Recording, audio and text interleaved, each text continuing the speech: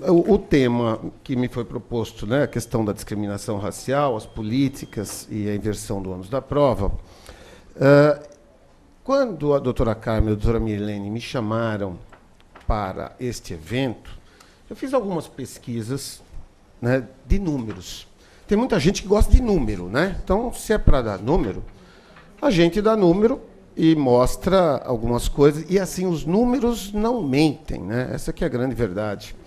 Então, eu estava pegando uma informação do Rio de Janeiro.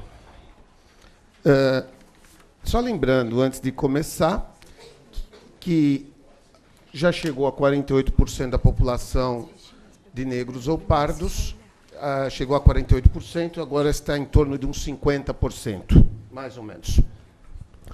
Agora, eu pego esta notícia e leio assim: negros e pardos são 66,5% da população carcerária do Rio. Bom, mas se a população gira entre 49% e 50% de negros, como é que a população carcerária pode ser bem maior? Ou seja, alguma coisa está errada do lado de cá e está refletindo do lado de lá. Porque isso aqui é um número e esses números são irrefutáveis. Eu vejo uma outra notícia agora de 2011, 16/11. População negra e parda passa a ser maioria no Brasil, mostra o IBGE, ele fala em 50,7%. Mas aqui também já traz algumas questões, né? Rendimentos médios mensais dos brancos, R$ 1.538. Amarelos, R$ 1.574. Se aproximam do dobro do valor relativo aos grupos de negros, R$ 834. Então, eu diria, continuamos com alguma coisa errada. Eu estava pegando aqui também a revista Mundo e Missão, falando nos 110 anos da libertação, e os negros brasileiros continuam lutando pela liberdade e cidadania.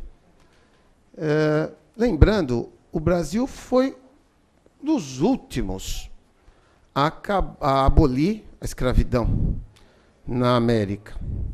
1888, e a gente está aqui, em 2013, discutindo políticas de inclusão.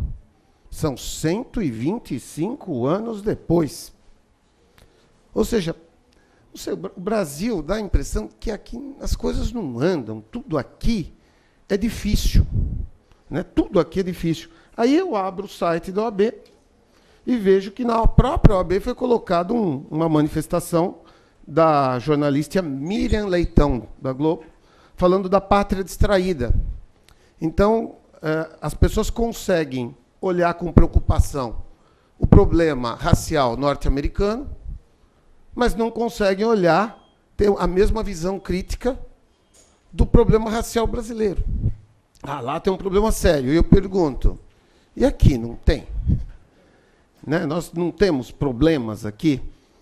Então, por exemplo, essa questão que a gente discute muito sobre cota, eu já debati em outros locais.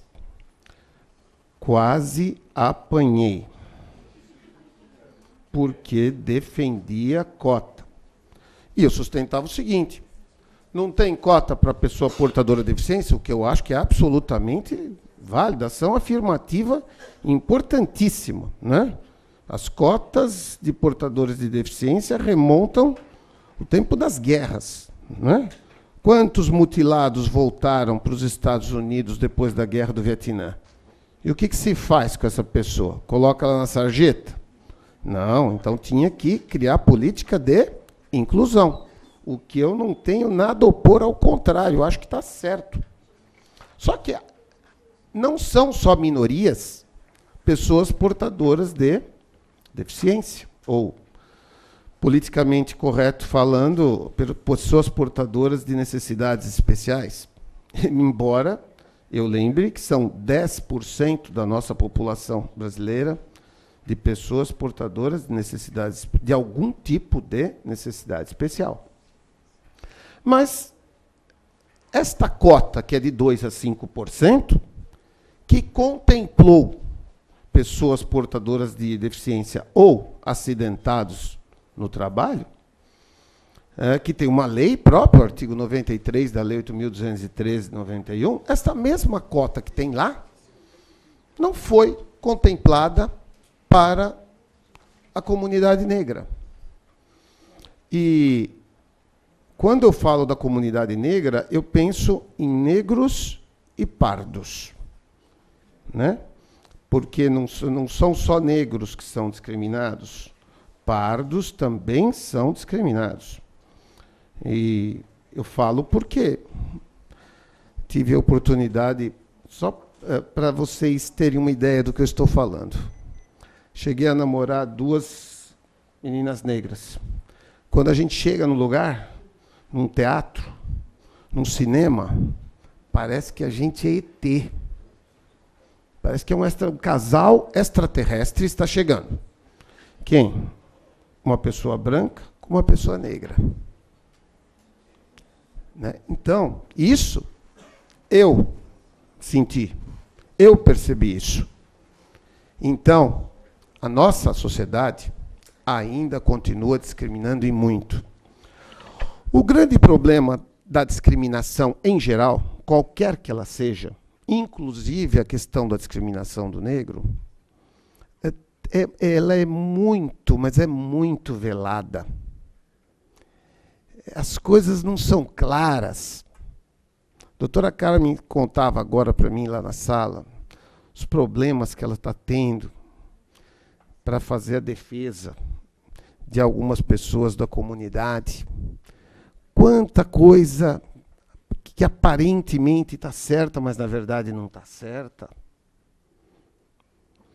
Então, 125 anos depois, a gente não consegue ainda falar em igualdade plena. Imagine os senhores, abolida a escravatura em 1888, até então negros não como sujeitos de direito, mas como objetos do direito, sem nada, o que eles continuariam a ser por muitos anos depois? Era uma escravidão não oficializada. E a gente esperando alguma coisa acontecer. E passados 125 anos, infelizmente, as coisas não acontecem. Alguns anos atrás, eu escrevi 2 artigos que saíram publicados em revistas especializadas. O primeiro que eu falei, antes de falar desses 2 artigos, a gente tem que lembrar daquela discussão odiosa que foi a questão das cotas nas universidades públicas.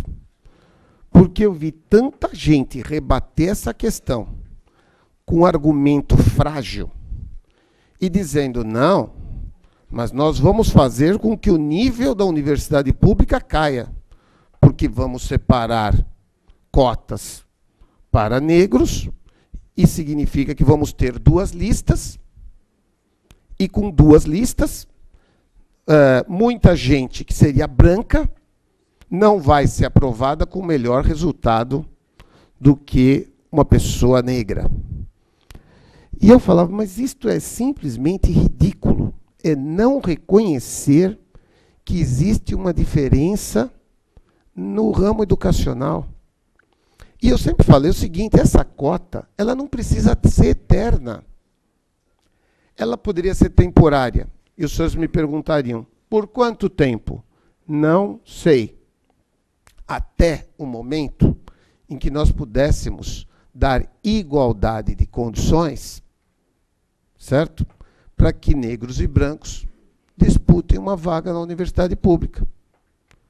Porque se alguém estuda num colégio particular de ponta e o outro estuda numa escola pública, como é que ele pode competir? Como é que eles podem competir em condições de igualdade?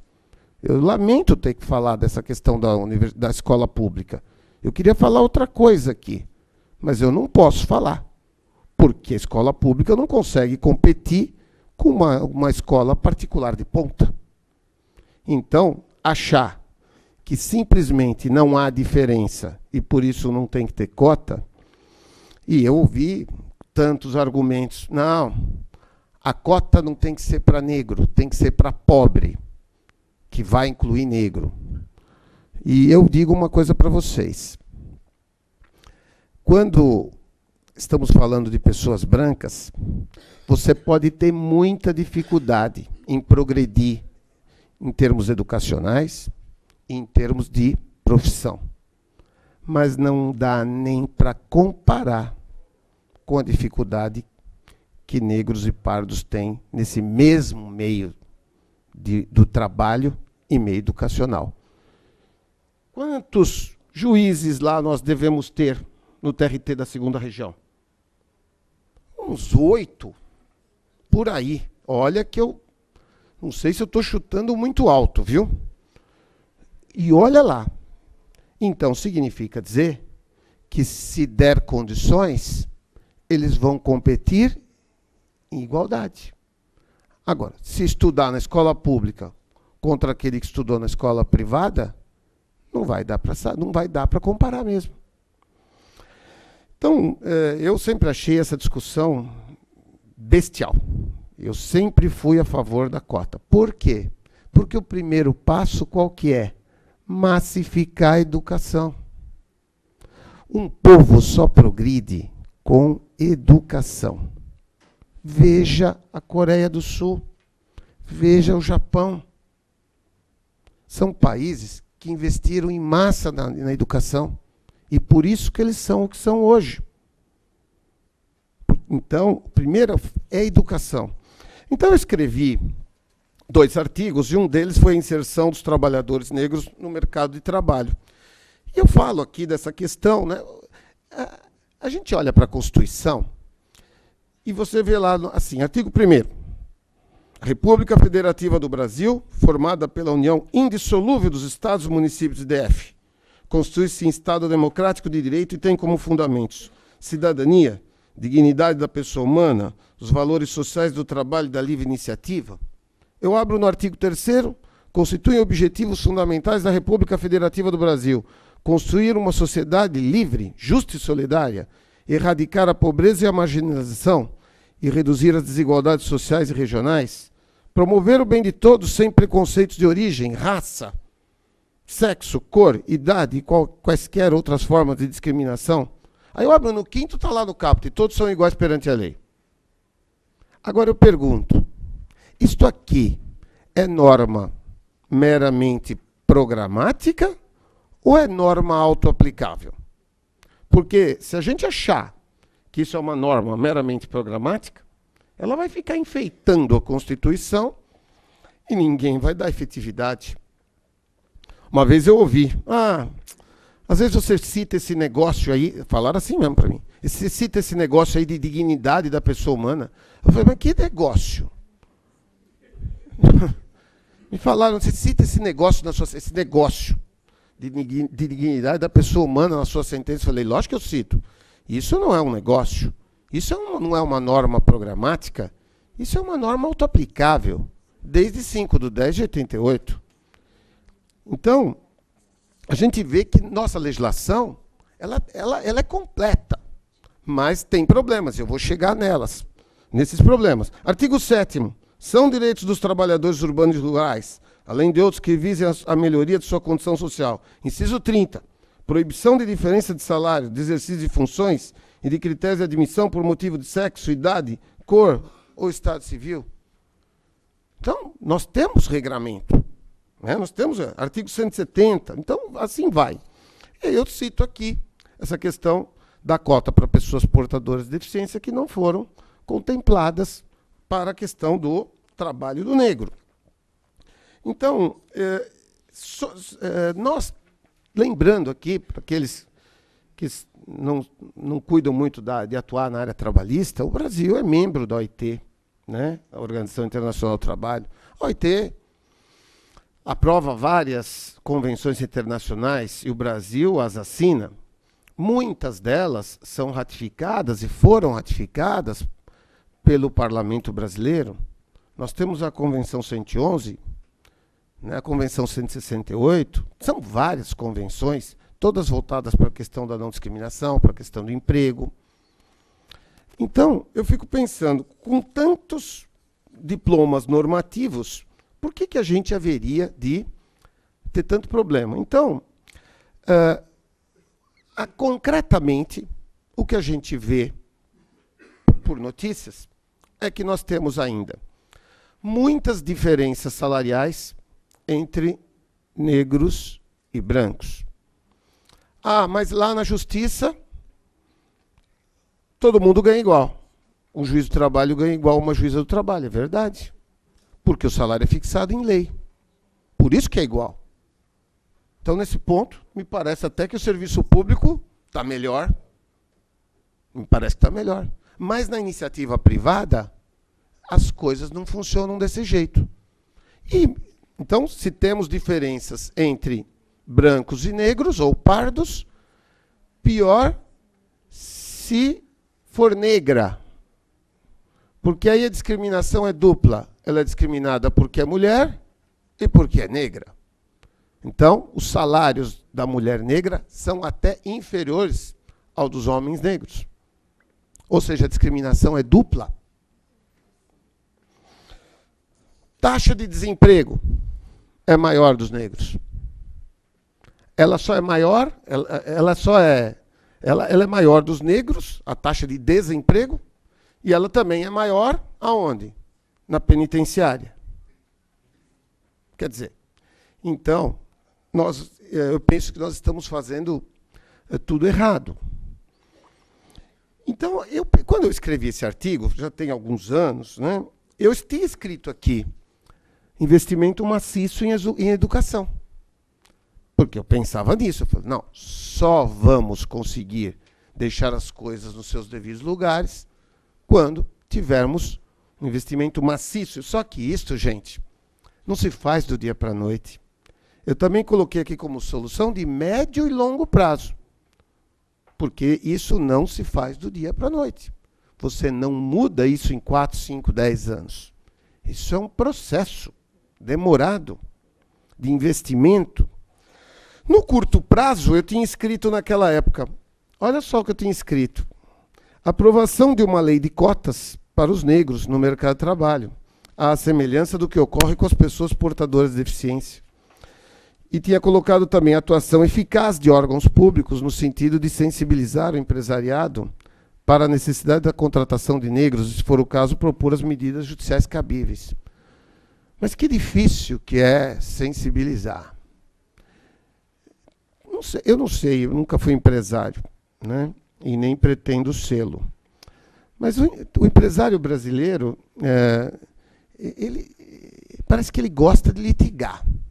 Não sei, prazer estranho, mórbido, né? De ser acionado na justiça para cumprir algumas regras.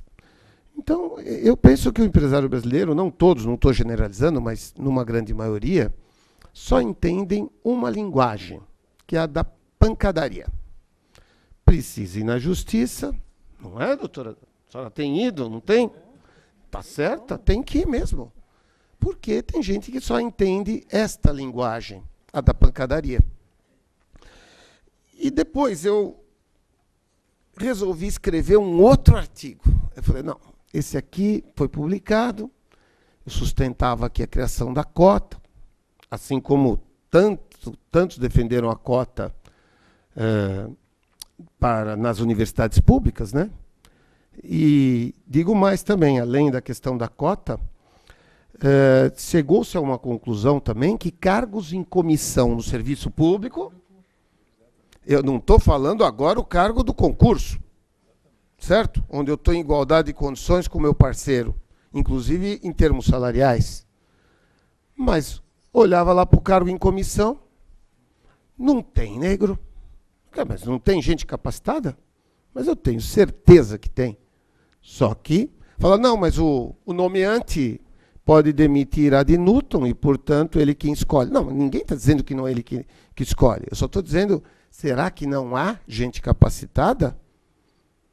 Lógico que há, mas cargos comissionados no serviço público, número reduzidíssimo, né? E eu lembro que os cargos comissionados, muitas vezes, têm remuneração superior ao cargo previsto em lei. e não tem negro. Então está errado também. Bom, aí eu resolvi escrever este segundo artigo. Quando eu escrevi esse segundo artigo, eu sustentei a inversão do ônus da prova em juízo quando da não contratação de trabalhadores negros. O que eu estava querendo falar com isso? Eu pensei o seguinte: a discriminação não é velada, não é disfarçada.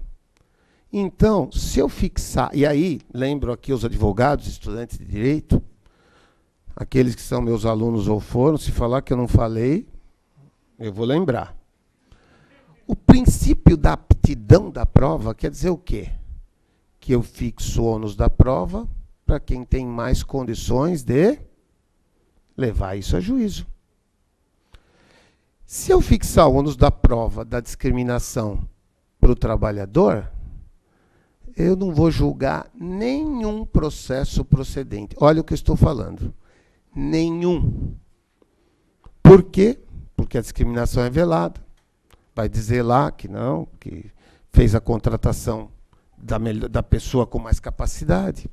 Bom, nesse artigo eu começo a falar dessa questão da discriminação do negro desde a abolição da escravatura. E sustentei que toda vez que em processos seletivos participassem brancos e negros ou pardos, o ônus da prova ficaria invertido para fixá-lo a cargo do empregador. Você poderia me perguntar, mas como fazer isso? Olha, você tem entrevistas. Ah, mas a entrevista não está escrita. Mas você tem testes, você tem avaliações, você tem currículo para avaliar.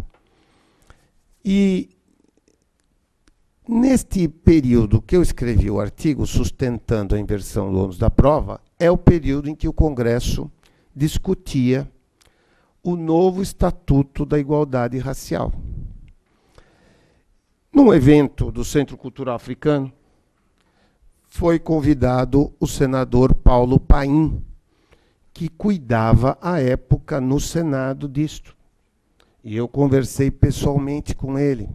E depois ele pediu para que a gente ligasse no gabinete. Porque eu falei o seguinte: o Estatuto da Igualdade Racial precisa de uma alteração. Ele falou, qual alteração? A inversão do ônus da prova. Por quê? Porque eu posso fazer um estatuto muito bonito, maravilhoso, bem feito, mas só que se eu não tiver uma medida eficaz, e vejam, eu não quero aqui adentrar em políticas do Poder Executivo, porque não é minha área de atuação, né? As medidas para implementar, eu já falei, no Executivo, para mim, educação, para poder inserir. Então, me parece que isso aí seria a base da atuação do Poder Executivo. Mas o Estatuto contempla vários dispositivos sobre essa questão da igualdade racial, mas não fala nada sobre questões judiciais. O Estatuto, nos seus artigos 38 a 42, é que falam do trabalho. Então, ele começa lá do trabalho, da implementação de políticas voltadas para a inclusão. Então, vejam, nós temos muitas normas importantes. Mas quando a gente lê o 38, o 39, o 40, o 41 e o 42, que é a parte do trabalho, do 38 ao 42, nós não vemos nada relacionado ao poder judiciário, à forma de poder julgar. Quando eu contatei o senador Paulo Paim, eu falei, olha, o estatuto de repente vai ficar muito bonito, muito importante, é um documento que vai marcar, mas provavelmente não terá, na parte trabalhista, a eficácia que nós gostaríamos. E quando ele me pediu para ligar no gabinete, eu falei com o assessor dele, e ele falou, Depois de um tempo que eu liguei, ele falou, olha, o processo de aprovação do estatuto já passou pelo Senado. Agora você teria que falar na Câmara. E me deu o nome do deputado, que estava sendo relator na Câmara dos Deputados. Tentei algumas vezes falar com o relator e não consegui. Não consegui falar com o relator. Significa dizer o seguinte, que considerando esta questão de não ter conseguido falar e tentar ponderar, né, os argumentos que eu daria em favor da inversão do ônus da prova, é que concretamente o Estatuto passou com estas regras do artigo 38 a 42 sobre implementação de políticas, ações que assegurem a igualdade de oportunidade. Olha, vocês vejam, não estou dizendo que isso não é importante. O 39, o poder público promoverá ações que assegurem a igualdade de oportunidades no mercado de trabalho para a população negra, inclusive mediante a implementação de medidas visando a promoção da igualdade nas contratações do setor público e o incentivo à adoção de medidas similares nas empresas e organizações privadas. Agora, o que eu quero saber, e se não contratar? Qual é a consequência disso? Não tem consequência. Então, a gente pode ficar com o Estatuto, que é um documento importante, mas não ter eficácia na inclusão, que é a minha preocupação. Então, nesse sentido, é que eu fiquei chateado, porque depois a gente vê o Estatuto e não tem nada sobre essa questão de natureza processual pela inversão do ônus da prova. Aí você poderia dizer, mas você está completamente louco. Da onde você tirou isso de inversão do ônus da prova? Se os senhores pegarem o Código de Defesa do Consumidor, no artigo 6º, se fala da inversão do ônus da prova em favor do consumidor, que é a parte mais frágil nessa relação jurídica. Então, como que não existe inversão do ônus da prova? É só pegar o Código de Defesa do Consumidor. E olha, vamos falar a verdade. Há leis no Brasil que pegam e há leis que não pegam. Se tem uma lei no Brasil que pegou, é o Código de Defesa do Consumidor. Algumas realmente passam pelas nossas vidas que você fica só sabendo depois. Ah, nem sabia que tinha lei sobre isso. É porque ela não pegou, né? Ninguém viu. Em compensação, tem algumas que marcam. O Código de Defesa do Consumidor marca. E lá está escrito a inversão do ônus da prova a favor do hipossuficiente consumidor. Era isso que eu achava que tinha que ter aqui no Estatuto da Igualdade Racial. E não veio. Então, nesse segundo artigo que eu escrevi, eu trago aqui uma pesquisa da Folha de São Paulo, a notícia da Folha, pesquisa do IBGE. A pedido da Folha, o IBGE comparou o rendimento de trabalhadores brancos com de negros e pardos em todas as 509 profissões do censo de 2000. O resultado mostra que em apenas 42 profissões, ou 8% do total, o percentual de negros e pardos que ganham mais de 10 salários mínimos é igual ou maior do que o de brancos na mesma profissão. Outra maneira de comprovar essa diferença é comparar a proporção de trabalhadores ganhando menos de 3 salários mínimos. Por essa análise, os resultados revelam desigualdade ainda mais gritante. Em 493 profissões, ou seja, 97% do total, a proporção de negros e brancos entre os mais pobres supera de negros e pardos entre os mais pobres supera de brancos na mesma carreira. Ou seja, quando o salário é até 3 salários mínimos, a maioria é de negros ou pardos. Quando o salário é maior, a maioria é de brancos. A desigualdade persiste mesmo em profissões em que todos os trabalhadores têm o mesmo nível de escolaridade, como é o caso de carreiras em que, por exigência legal, é necessário ter completado o nível superior, como médicos, dentistas e engenheiros, ou seja, tem a mesma qualificação, mas tem salário diferenciado. Nesses casos, não se pode dizer que isso aconteça por causa da diferença na qualidade de educação universitária, já que, segundo os dados do questionário socioeconômico do Provão, exame que foi extinto no ano passado pelo MEC, ou seja, em 99, a proporção de negros e pardos é maior em universidades públicas que têm melhores notas do que em privadas. Ou seja, tem muita gente conseguindo diploma, alguns com alguma dificuldade, né, doutora? A senhora me contou. Mas a diferença salarial existia. Então, ele chega uma hora, ele chama 2 debatedores e pergunta: a dificuldade na análise de diferenças salariais por cor ou raça é determinar até que ponto isso é fruto de racismo ou de condições de desigualdades no acesso à educação ou ao mercado. Os 2 debatedores chegam à conclusão que há discriminação. Né? Há discriminação. Mas como é que essa discriminação é escancarada? Não, ela é disfarçada, ela é velada. Ela é encoberta, sempre sob a alegação de que, na hora que eu vou contratar, eu contrato uma pessoa de melhor qualificação, ainda que eles tenham a mesma qualificação. E se contratar o negro, fica claro que o salário é inferior. A minha preocupação, doutora Carmen, é essa, de o Estatuto não atingir o seu objetivo, que é promover a igualdade entre trabalhadores brancos e negros ou pardos.